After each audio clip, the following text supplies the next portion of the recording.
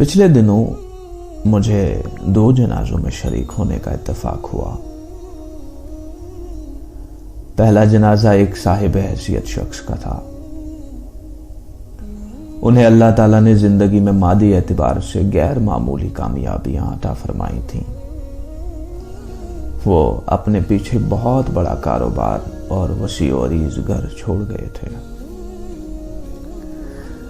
انہوں نے ایک بھرپور زندگی گزاری، بچوں کی خوشیاں دیکھیں، اپنی طبعی عمر پوری کر کے اس دنیا سے رخصت ہوئے۔ جبکہ دوسرا جنازہ ایک ایسے صاحب کا تھا جن کے پاس ملازمت تھی نہ اپنا گھر۔ ڈاکٹروں نے ان کے ایک معمولی مرض کی غلط تشخیص کی، آپریشن ہوا، ان کے جسم میں انفیکشن پھیل گیا اور وہ اپنی طبعی عمر سے پہلے ہی دنیا سے رخصت ہو گئے۔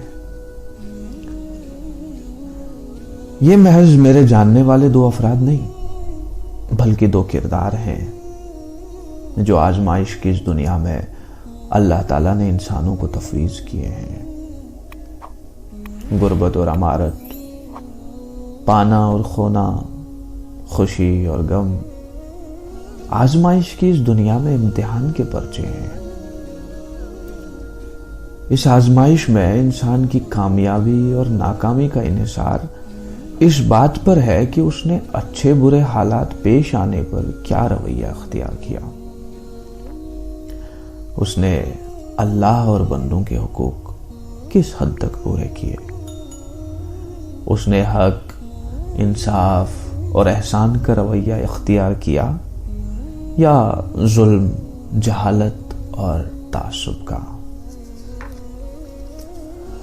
اللہ کے نزدیک کسی شخص کی کامیابی اور ناکامی کا انحصار اس پر نہیں کہ دنیا میں اس نے کیا کمایا۔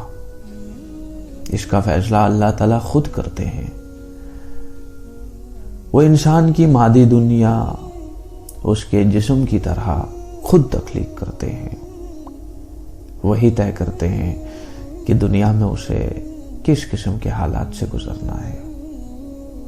البتہ ایمان و اخلاق کی دنیا انسان کو خود تشکیل دینا ہوتی ہے۔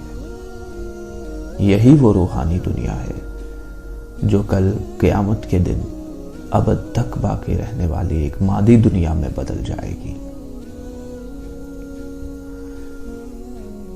انسان جب اس دنیا سے رخصت ہوتا ہے تو پیدائش کے وقت کی طرح ایک دفعہ پھر غربت و امارت کے سارے فرق مٹ جاتے ہیں۔ ہر انسان کے پاس پہننے کو صرف کفن کا اور رہنے کو محض قبر کا گڈھا رہ جاتا ہے۔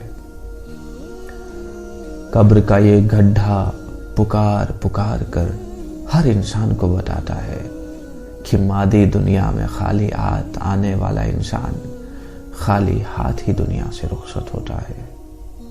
ہاں، جو چیز ساتھ جاتی ہے وہ حسن عمل کا سرمایہ ہے۔